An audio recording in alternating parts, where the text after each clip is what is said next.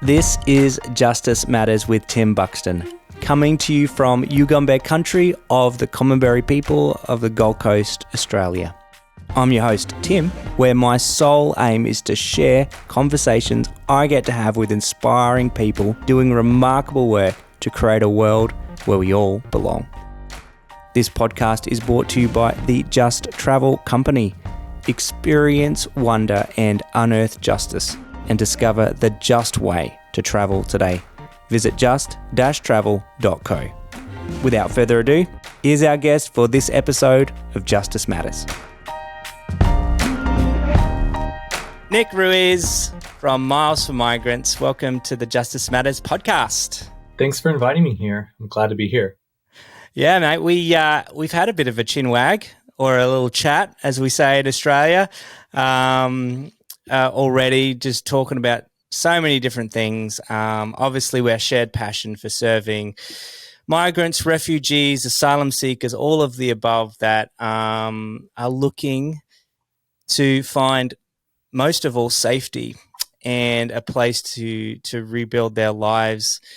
Nick, I came across you through a mutual friend of ours and flabbergasted by just the work you're doing, which started, albeit, with a Reddit thread that you're involved in. So on that note, do you mind, Nick, just kind of sharing a bit about how you kind of got engaged and involved in working with refugees, migrants, and maybe where Reddit came into the picture? Yeah, I'd be happy to. So first of all, I would say that some of the best opportunities in your life come unexpected. So first, my journey brought me unexpectedly into Europe. So I live in the United States, and I do today. But as I was pursuing my master's degree and eventually my PhD in areas of artificial intelligence, my journey brought me out to Europe. And so I started out in the Netherlands, had a little stay in Germany, and then I lived in Italy for a total of 5 years. And during that time, as I was with my wife, Jen, we had our family there, and we were connected with an international community, with a local church there and an international community. And as we got more and more involved in leadership in that community, we would open up our home first to other master's degree students and PhD students from around the world who didn't have a family unit there. And usually they were in their apartments and felt lonely. And so we would invite people in, and we had a nice family going on. Eventually, we also had our two daughters. I have a daughter who's now 10 and 7.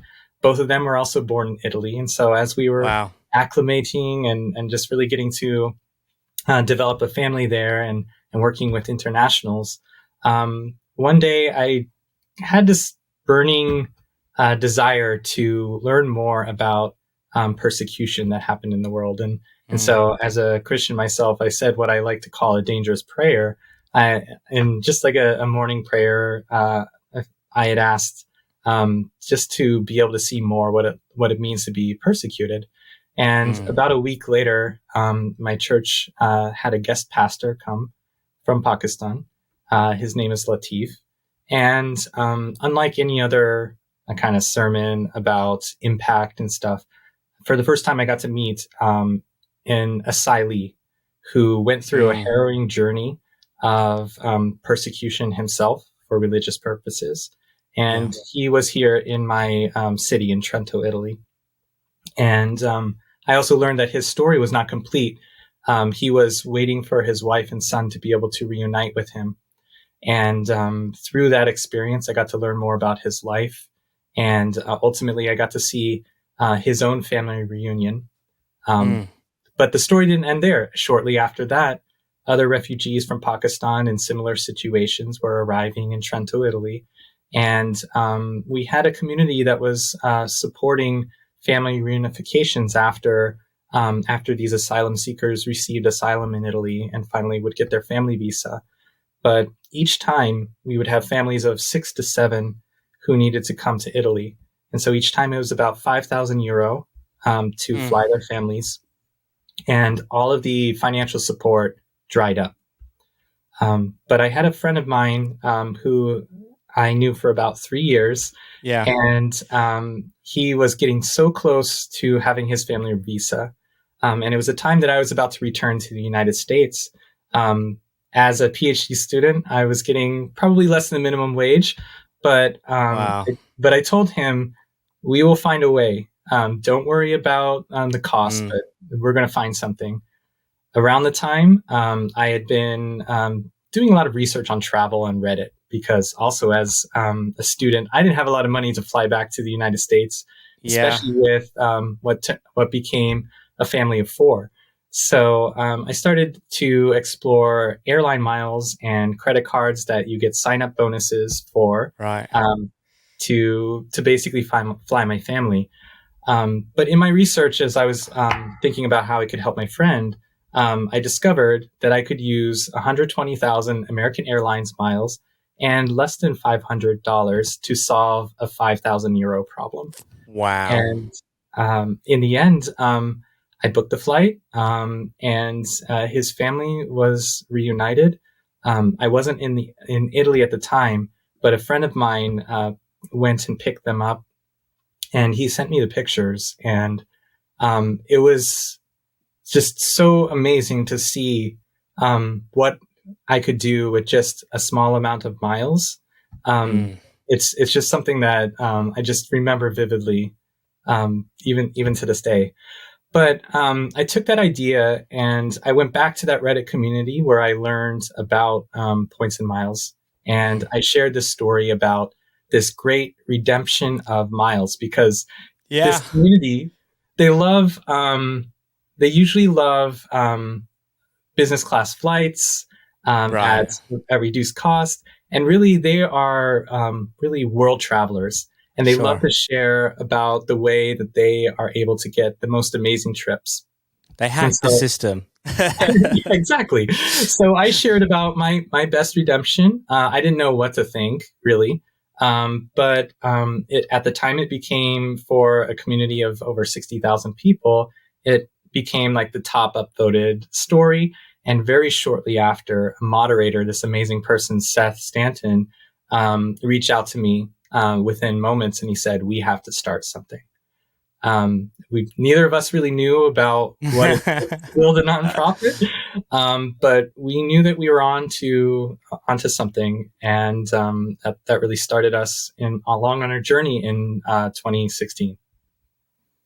I love that. I love the scrappiness you describe that story with. You know, great things don't often start in a boardroom. They start in the back room, just trying to figure out your back was against the wall. You don't have the funds. This gentleman who, desperate to be reunited with his family, had no resources, and you found a way. And it's kind of inspiring, really, I think, for people out there that might feel themselves, like faced with, wanting to make a difference, but feel like, I've got nothing. Like, what do I have? And now Miles for Migrant is this organization that, how many, I think last time we talked, it was like, was it 30,000? Like, how many people have you helped we started in this in process? 2016. And to date, we're just under 40,000 people that we've been able to fly. 40,000 redemption stories, right? I love the way you called it my best redemption on Reddit. This is my best redemption. And like, that's a reunion with each one of those flights. I can imagine, though, it's been a journey to get to where you've got. One of the things I really appreciate about you is this is not your day job. You don't have a full-time, you don't dedicate yourself full-time to doing this. You work on the side, and you've obviously got PhD studies that you've pursued along the way. can you share some of the struggles of kind of like maybe from that first moment of like, hey, we were able to have this impact on this Sure. person's life to like to building this thing? Like what has it been, and what has that kind of journey been like Yeah. for you? Sure. Yeah. So, as Seth and I decided to incorporate, and ultimately Andy Friedman also joined us. The Mm, first challenge we had to solve was we didn't have context into developing a non-government organization, right. and we also had a lot of challenges that we needed to solve about how do we identify people who need to fly. Ultimately, we did build this NGO that mobilizes resources to remove barriers for transportation, but Correct. we needed to leverage other partnerships with NGOs, such as the International Rescue Committee, Catholic Mm-hmm. Charities, many others. But we really had to figure out how do we get started as three guys who aren't experts in human rights or Right. in global displacements. And so we just tried the best that we could, which was really to reach out to different organizations and just announce who we were, say what we were trying to do. And our first connection started with an organization in the UK called Together Now. They were the first group that believed in our story and started Mm, referring to us people who otherwise had their visas to be able to enter into the UK, but they needed that funding. And so we connected that with our network of travel enthusiasts who had airline miles. And so we were able to do our first cases. 2016 was only 3 passengers. But then we started to grow our NGO network. 2017 was about 100 passengers. wow. And then we grew to 2018 to over 400. And so quickly we were getting into kind of a system that was starting to work, but there was Right. a lot that we had to do on the way to discover how to make those connections, and then also how to grow our own team, which started out as a volunteer team and then into a professional team as we were really doing this at scale. Mm. I love that you describe there this idea of collaboration, which actually takes humility, right? It's like, Mm-hmm. hey, um, I'm going to build this thing, but I know I can't build it on my own. I Mm-hmm. know I'm going to need help. There's probably other organizations. And so often, we can look at other organizations that are doing similar things and think they're Yeah. our competitors in a Mm-hmm. sad, weird way. Sometimes we can feel like we have to prove ourselves, but often those organizations, even as large as they are, need the volunteers, the resources, the Yeah. networks, the things that you have to Mm-hmm. offer, which can't be fixed by someone in a career role position at a big organization. They can only be done by networks on the ground. And one of the things that struck me too was use, or even became such an important part of one of the largest immigration organizations, the IOM, in helping to facilitate. They were knocking on your door suddenly saying, hey, can you help us? Is that correct? It's slightly different than that. I would say, as we were first trying to grow in our impact and make connections, I would say first, of course, we knocked on IOM's door. I don't remember the exact year, but I think it was probably around 2019, 2018, 2019, when we first started knocking on IOM's door. And part of that was because one of the biggest problems of at least US based refugee resettlement is that for people who get official refugee status, they're able to fly to the United States and they receive a loan through the IOM. But the challenge is that they would have to pay it back Right. over the course of like 3 years or so. And so when you have families of 7 or 10, that quickly becomes an amount that could be a significant burden on the family as they're just trying to get jobs and establish their own financial stability. And that was often compounded by the fact that they might be resettling into very expensive cities like New York City, where Wow. they were placed in these places under the care of IRC or other refugee support organizations. But ultimately, we went to the IOM to say, hey, we have this idea. Is there a way that we could help alleviate the travel loan process? But we were also small. And then operationally, we were really making a big ask to really change how the U.S. refugee resettlement process would even work.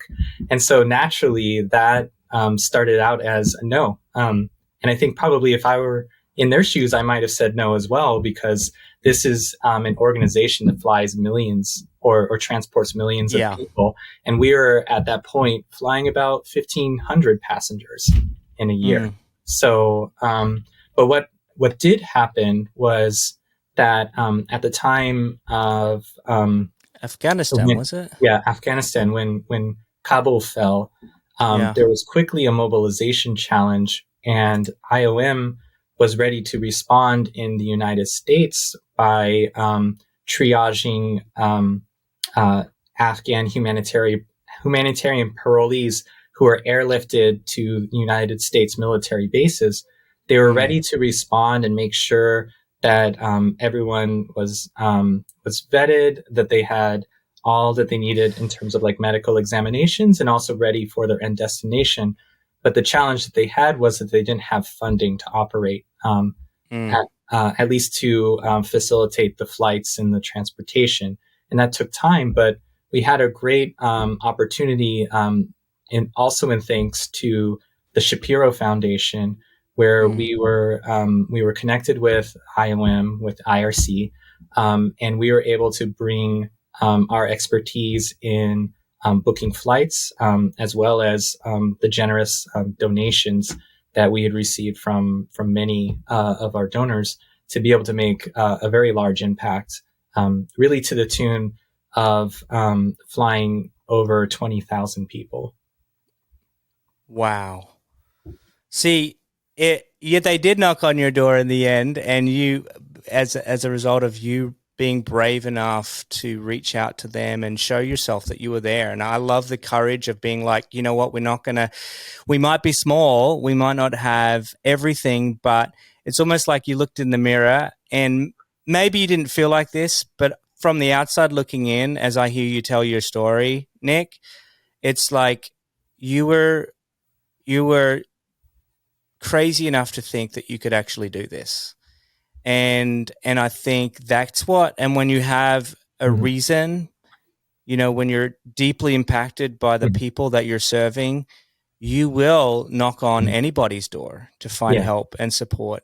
And I think, for many of us, we can easily lose heart in this process of building an organization, building a team, something bigger than ourselves. It can be easy to kind of revert back to when we get setbacks or hurdles or things are difficult.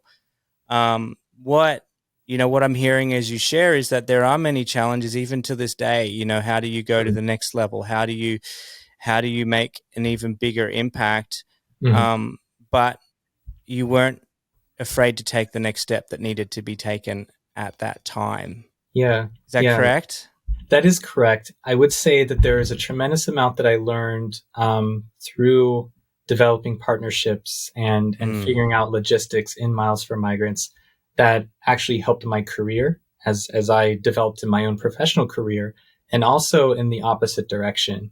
And so for me, I had a lot of development that happened from 2016 to today around boldness in making big asks to organizations, which I would then take to my job and then doing a better job in my job. But then also the hard skills that I was learning around information technology, developing systems, really processes, exactly, and developing products as well that I could bring into the organization, and then think about how do we develop systems or things that can scale.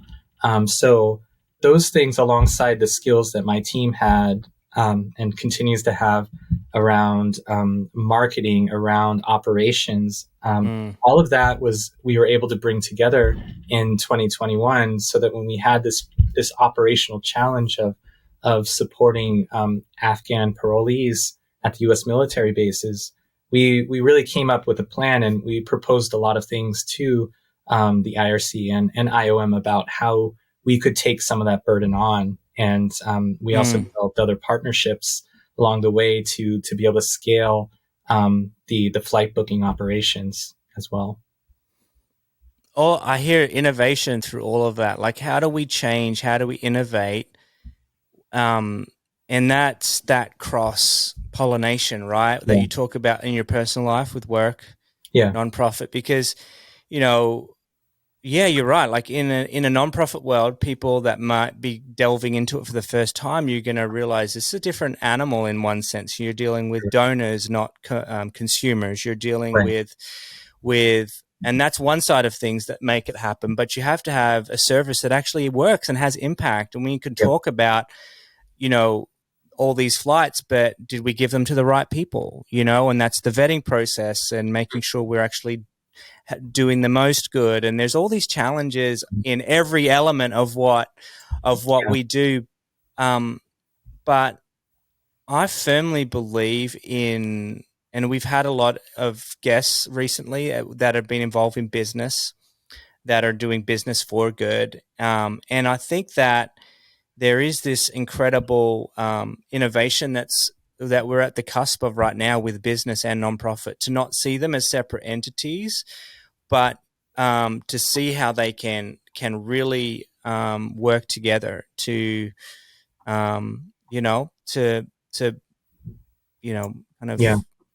reform, in a sense, the way business is done, but also reform the way charity and nonprofit is done.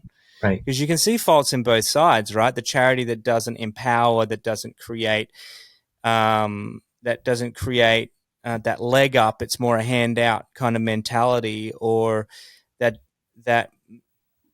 makes someone dependent on welfare, right? Rather than that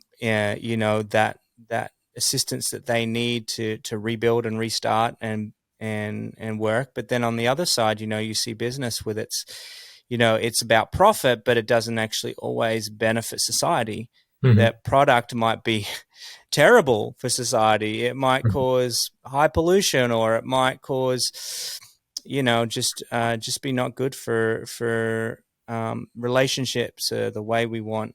I think humanity would at least want to see the future reality be. So, as you talk about that, and you've experienced those kinds of that kind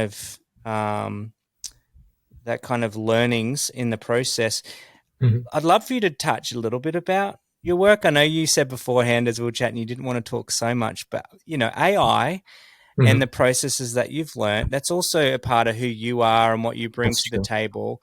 And I think it's I'm interested. We're in the age right now with ChatGPT is just exploding, and things are going to rapidly change. I had a lawyer actually on who's the head of the Asian Pacific Institute of Artificial Intelligence. She's the executive director of that, talking about AI and how it's impacting. It hasn't been released.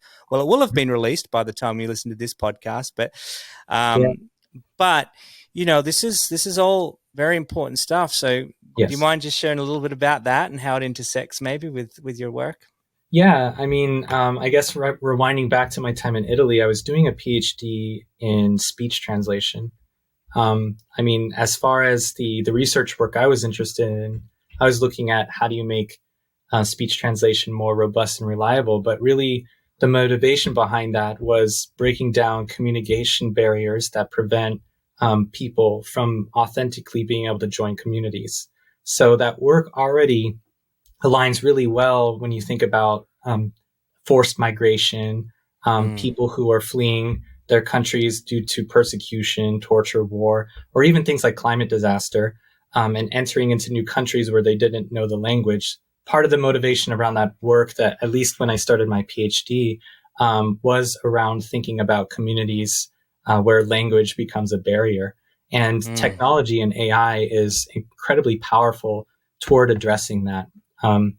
A story that I can share that's not a win of my own is that for example, Microsoft, they really championed during COVID-19 a project alongside other companies to make sure that all of the resources and information that were changing every day were localized into all of the world's languages to make sure that the global South had the same opportunity to have information as the Anglo world or in Europe, for example. So I think these are great examples about how companies use innovation to also drive social good.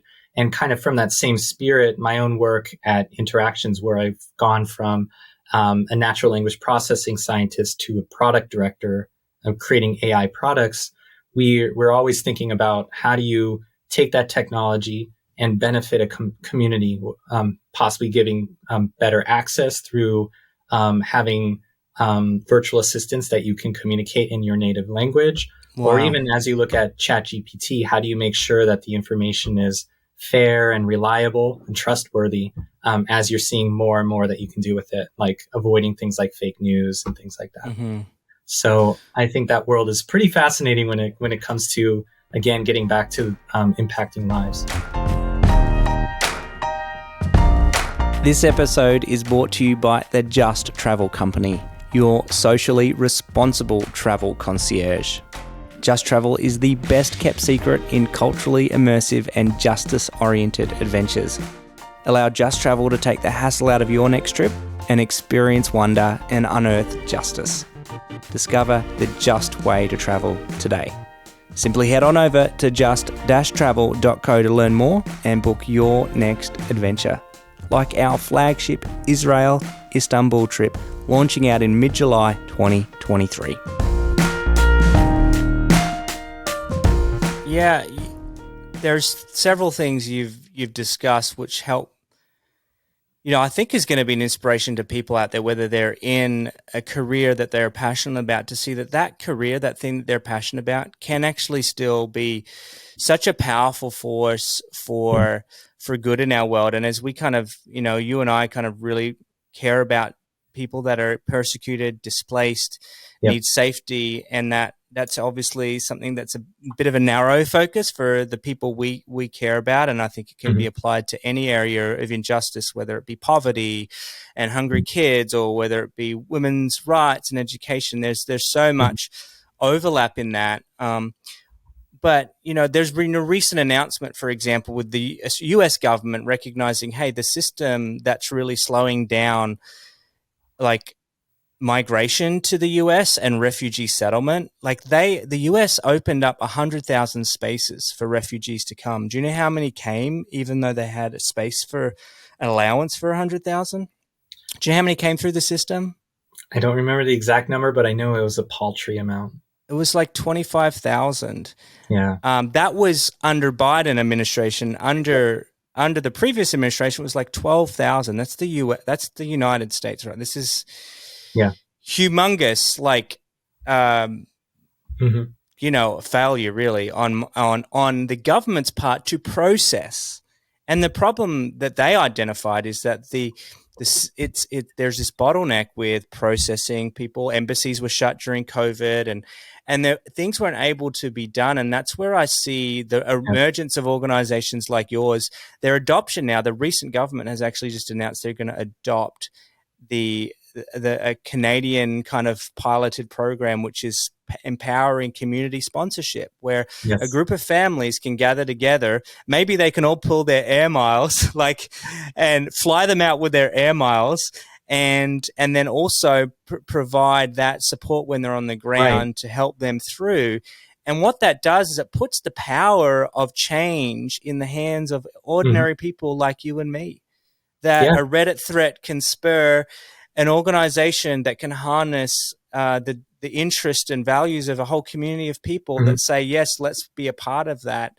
And I think, as I hear you talk, there's just so many ways businesses can use this and it's about putting releasing the shackles, I guess, and saying, hey, it's time that we all just, did our little bit. right?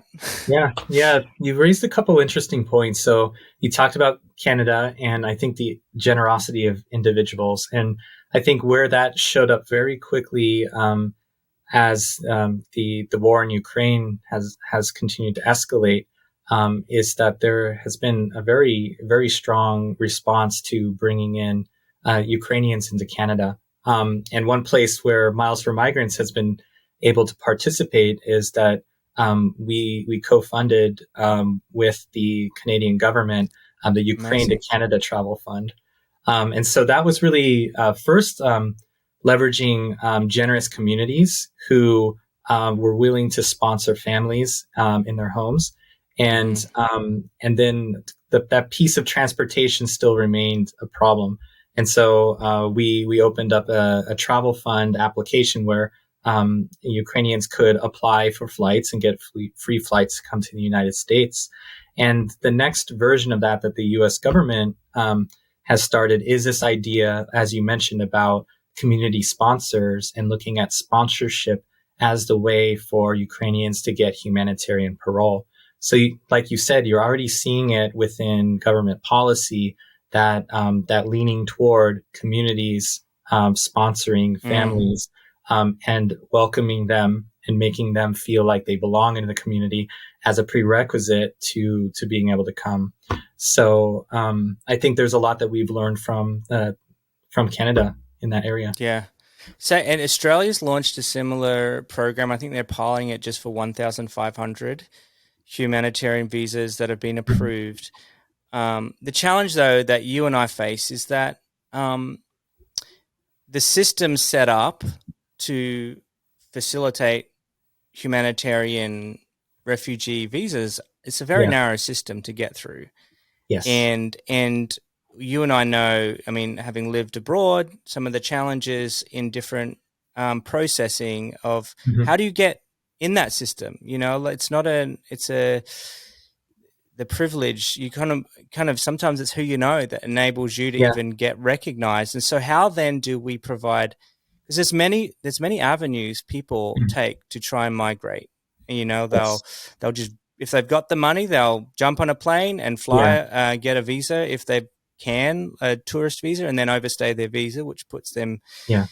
not through the technical system, or they'll, in tragic circumstances, jump on a boat, risk Yeah. their lives on dangerous seas, and Yeah. that they're not going to do that with their family or anybody unless they're desperate, unless they Yeah. really want another, they're afraid for their life, right?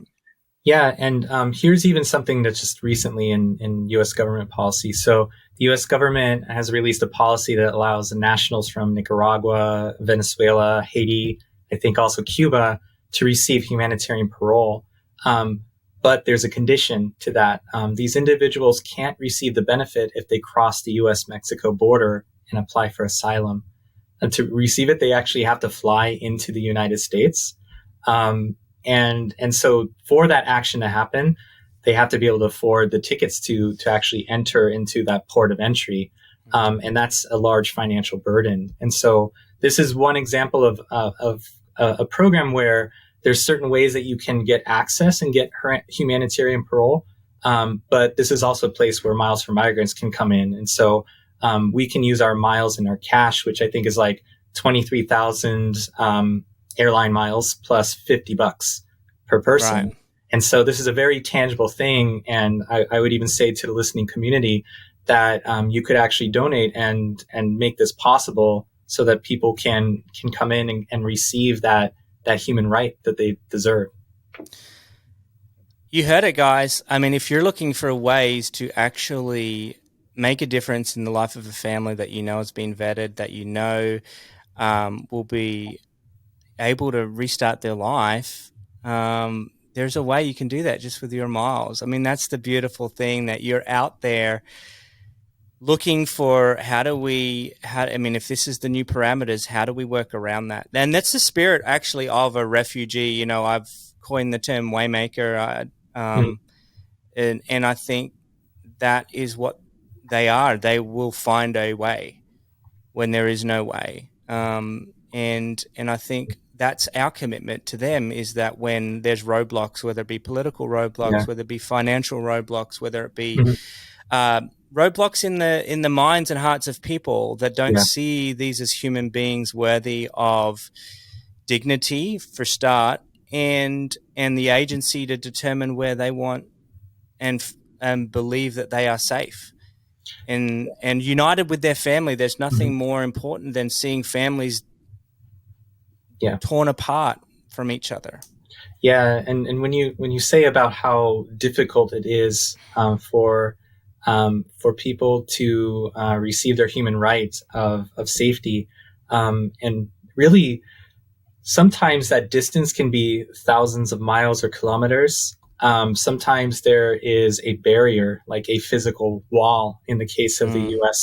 Mexico border, that prevents that from happening. I like to think that the organization that we created with Miles for Migrants is an organization that that our vision is to make safety only a few miles away. So I instead of love that. having to cross oceans or go through burdens of debt just to do that transportation, to make it just a little bit for people to be able to go to safety and not have to exercise so much resilience to do what is ultimately their human right. Safety is only a few miles away. Um, I love that. I love that phrase. Uh, that is the truth, really, and that's the hard thing, right? Is there's so many other um, obstacles that try to get thrown in the way that don't Mhm. need necessarily to be there. Um, I'm sure you've made your fair share of mistakes along the way, even as you've built this, and I think it's really Yeah. helpful and for all of us to reflect on, hey, in even in our best intentions, Mhm. we don't always get it right, and that should never stop us from moving forward. I think that's just life, right? But but I think it's good to reflect on that, and also if you could share maybe some ways in which you've you or your organization have kind of had to rethink things, what doing justice and making a difference and trying to help hasn't always worked out the way you intended, and hopefully that'll be encouraging people who may feel like they've made a colossal mistake Yeah. and feel like they can't learn from that and move on. So would you mind, can I ask you a Yeah. couple of things? Yeah. So let's get real. I should roll up my sleeves or something. uh, So I want to get the talk tissue box out. about got it right Yeah. here. Yeah, you go. So, so I want to be transparent about myself and my journey before looking at organizations. So I had the opportunity, like I said, in Italy, to be closely in community with refugees and asylees. And there's a bunch of beautiful things that came out of that. For example, my children growing up with their children, um, playing on the playground together, enjoying meals, crying together, spending time together. And that was a beautiful thing. I'd say one of the things that I had to learn is that through those dinner table conversations and hearing really painful things about people looking for work or trying to figure out how to make their way, whether it was in Italy or even when I was back in back here in the United States with refugees I've met, one temptation I fell into many times was to take on more of a paternalistic nature in trying to help, meaning that if someone was looking for work and looking to be able to raise enough funds to support their family when their family would come, I would often try to oversolve problems for them, like helping them find the job Mm, that would be best for them, or even trying to jump into financial decisions and saying, "Hey, is that really what you want to do?" And while that was good natured, I like to think. sure. I know that in some cases I was taking away some of the liberties that I was actually striving for in the work that I was doing, Mm, and not letting people make their own decisions or even challenging those decisions, and not really having enough empathy into their thought process and things when things didn't agree with like my agenda. So that's Mm. me being real. And it took me a long time, I would say, kind of in this journey to really reflect on that and understand how I was both doing good and doing harm in some ways to the people I cared about. And one book that I think about is this book called When Helping Hurts by Steve Sure. Corbett and Yeah. Brian Flickert. I think there's a couple other authors on there. And the premise of it is really kind of jumping into that good natured bit and really understanding what are the healthy boundaries that you should create to make sure that you're not actually creating some codependency and turning yourself into like a paternalistic figure that's going to figure things out, because ultimately that's harmful for long-term sustainability, and also frankly it just burns you out. I went through phases where I was really Really? engaged to points when I felt like I can't do this, in part because I didn't really understand that it wasn't just helping someone. It's really that you're walking alongside someone, and in some cases, you're letting them lead. Wow. You know, great book. I think it was a really impactful book, that When Helping Hurts, because I think it put into to words and into a framework that I think you and I, in our own journeys, have struggled with and realized that that the difference between empowerment and like you said, letting others lead in their own story of rescue. We don't need to be the rescuer. Yeah. We need to be the guide, right? That's just championing them and supporting them, right? And we can't always be in control of the decisions that people make, right? Like that's another hard thing, I think, too, is like, there's a healthy detachment, right? That needs to be the boundaries when you so care about someone or an issue, to like be okay that things don't happen as you wish. Yes. Yeah. And to be honest, as I wish isn't the right outcome. It's got to be Right. what they wish, right? And sometimes we can think we know what they want, and we don't. Yeah, it's true. You can't truly have empathy until you really understand what the other person needs. And I think about what Glyden de Freitas, who's our executive director, has brought as a principle in our organization. And I may butcher this, but it's in Lakesh Alakin, and it's basically what happens to someone else's body is like what happens to me. And so it's kind of the reverse of do unto others as you have done unto you. Yes. He's really, like, through his background in human rights, has really embedded this principle of what happens to you happens to me. What I do to you, I am doing to myself. And so thinking about this issue of dignity, it's very important to think about what sort of liberties I would want if I was in a situation like that, Right. but also to take it one step further, because it's not just what I want as an American, as a white American male. It's really as someone from Uganda or someone from the Congo who is experiencing a new life and a new way of living. What are the things that they want as they're raising their families in their new countries?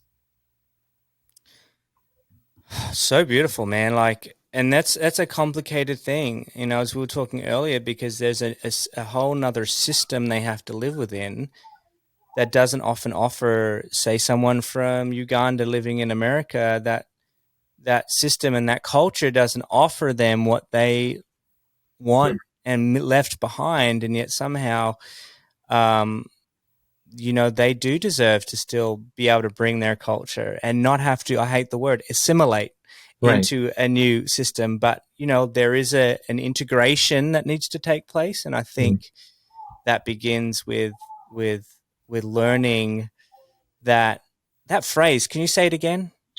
In Lakesh Alakin. It's a Mayan principle. I love it. And what that's saying is that we are one. That the Ugandan and the American are actually one. And when you don't have the us them mentality. Hmm. I'm the privileged, you're the Right. poor. When it's like we both have so much to offer each other and shared Yeah. experience, suddenly the I think the ability for both to Yeah. actually mutually flourish and learn and grow Yes. through that Yeah. exchange is felt. Yeah. And I'm learning to lean into this principle now. So that if an Afghan is not getting their human rights, I am losing as well. So it becomes really Mm. a duty.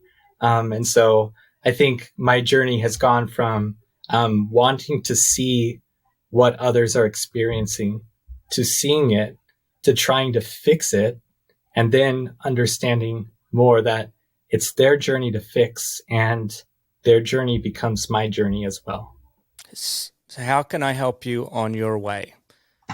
How can I help you on the journey you want to take? And um, that is a privilege for us and that lead organizations that are involved in this work is that we get to come alongside people um, and allow them to lead, right?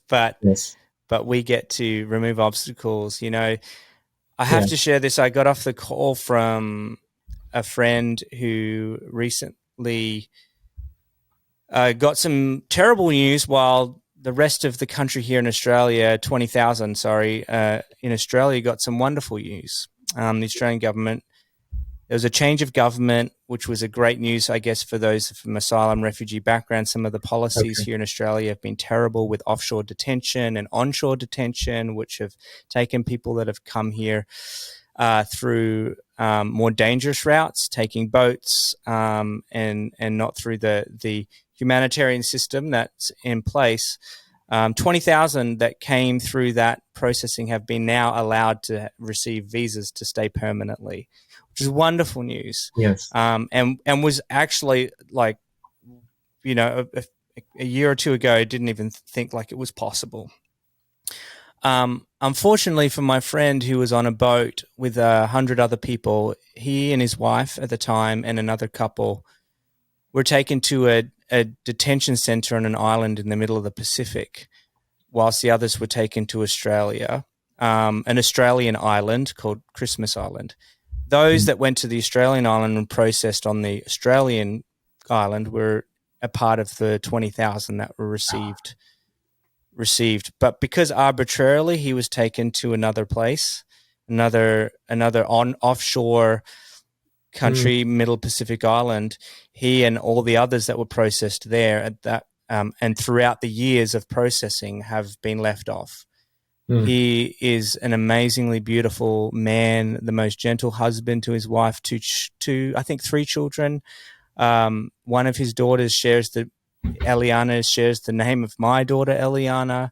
Mm. We've become friends, and you know, listening to his journey of now being in Australia for 10 years after being um, in this Pacific Island detention center previous to that, has now his children that were born here. I mean, sorry, they were born on detention offshore. Now come to Australia. They've known is school here, and now have been told that they have to leave Mm.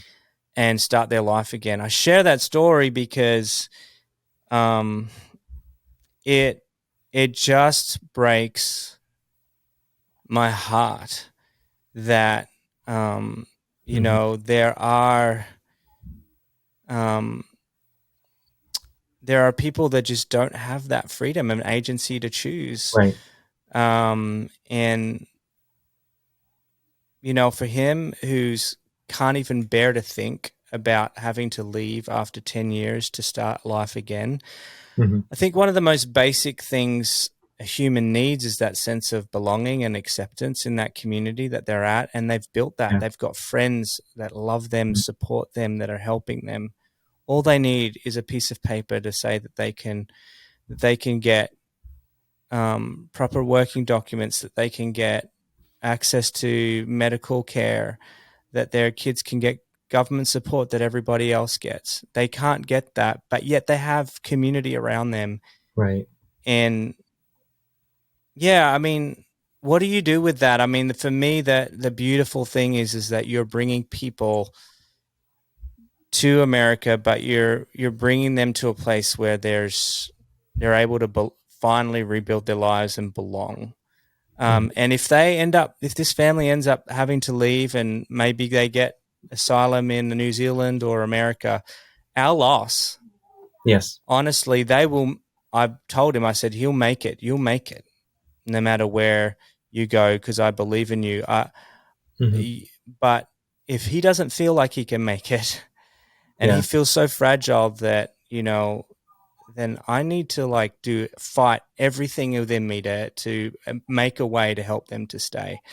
I shared that. I don't know. It was just fresh on my mind this Yeah. morning, just as we've talked and about, this is the world. I think for people to realize that this is what's happening on a day-to-day basis with Hmm. people around us we might not even know, that are suffering across borders. But like you said, safety is just a few miles away.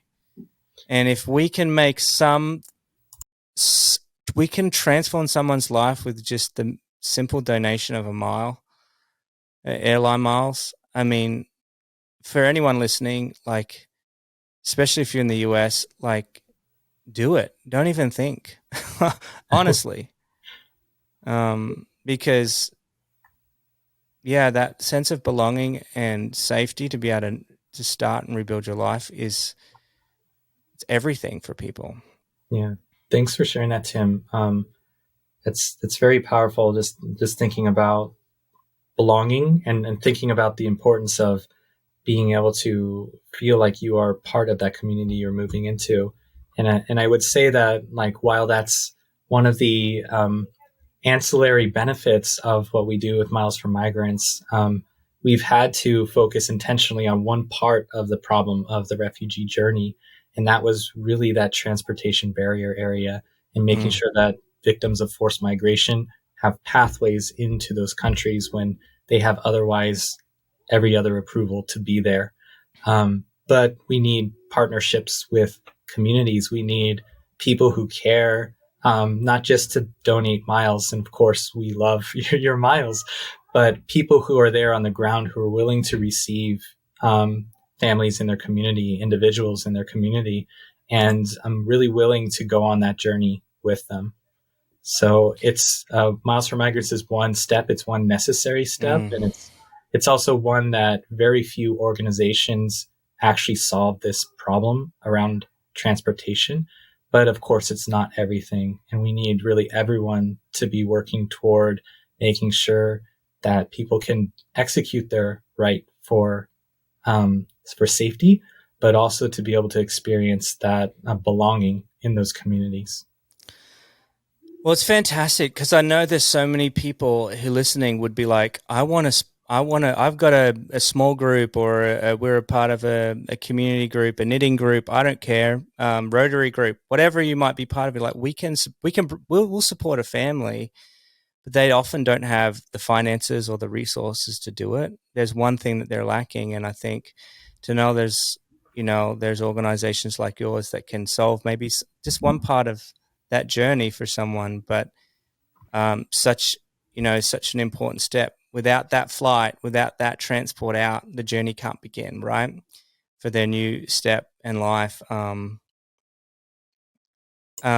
grateful for your time. I know you're a busy father of two young kids, and you wear a lot of hats in working. But it's encouraging to know that there's people like you and your team out there that that are dedicated to this, to serving these waymakers. What a joy. For you, it seems like a sacrifice, but how much joy does it bring, right, at the end of the day, right, when you get to be part of these stories? And it's something you have to remind yourself when you get stuck in the weeds of the day in, day out, you know Yeah. part of it. Yeah, I have to say I'm just really proud of my team. We've been a small team to date, and we are still under 10 people in our organization. And we've had great people who've also come and left the organization, going on to other ventures. But without a community, this would still just be an idea. This would still just be me flying one family and trying to find a way to make something bigger. But it was really with the people who came alongside me and also the people that sometimes I followed along the way that really made this possible. So it just underscores to me why it's important to be grateful for people who come alongside you that also give you strength when you feel weak and you feel like maybe this is never going to take off.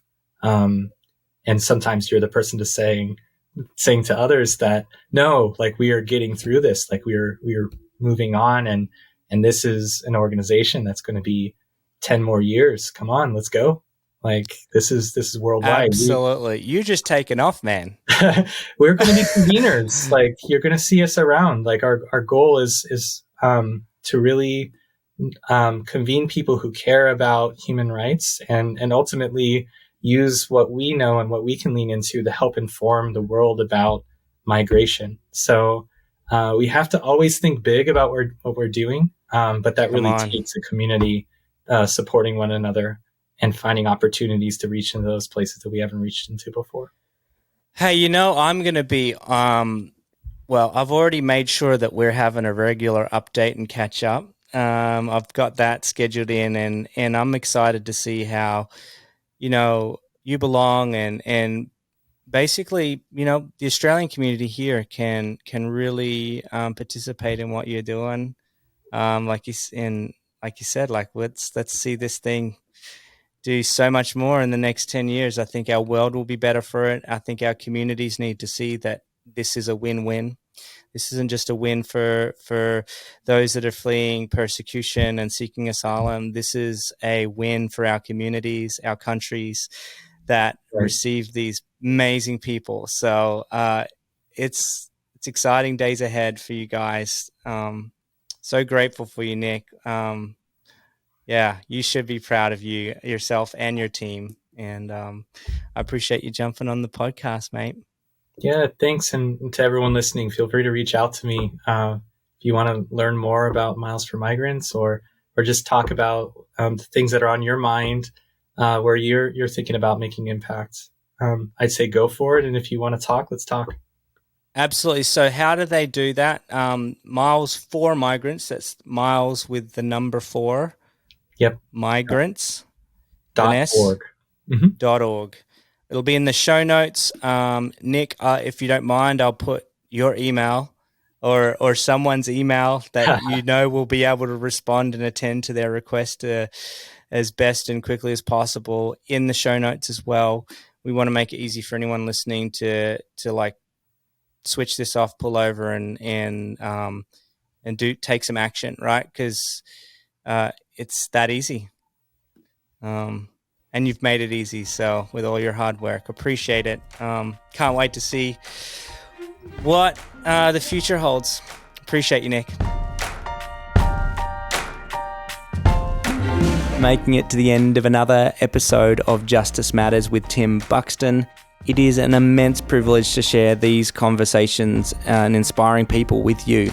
To learn more about how you can get involved or learn more about today's guest, head on over to the show notes or episode description. This podcast was produced by the master himself, Jose Villotto, with just a little bit of help from me. The featured music is the song Turning Over Tables by The Brilliance. Lastly, to my Patreon community out there, thank you so much for your support and generosity. Without you, this podcast would not be possible. If you'd like to become a Patreon and get exclusive access to behind the scenes content, visit patreon.com/Justice Matters and start your Give What You Can monthly contribution today and join me and so many others in creating a world where everyone belongs. Until next time, thank you for subscribing and sharing this podcast with your friends. Justice Matters with Tim Buxton acknowledges and pays respect to the past, present and future traditional custodians and elders of this nation, now known as Australia, and the continuation of cultural, spiritual and educational practices of Aboriginal and Torres Strait Islander peoples.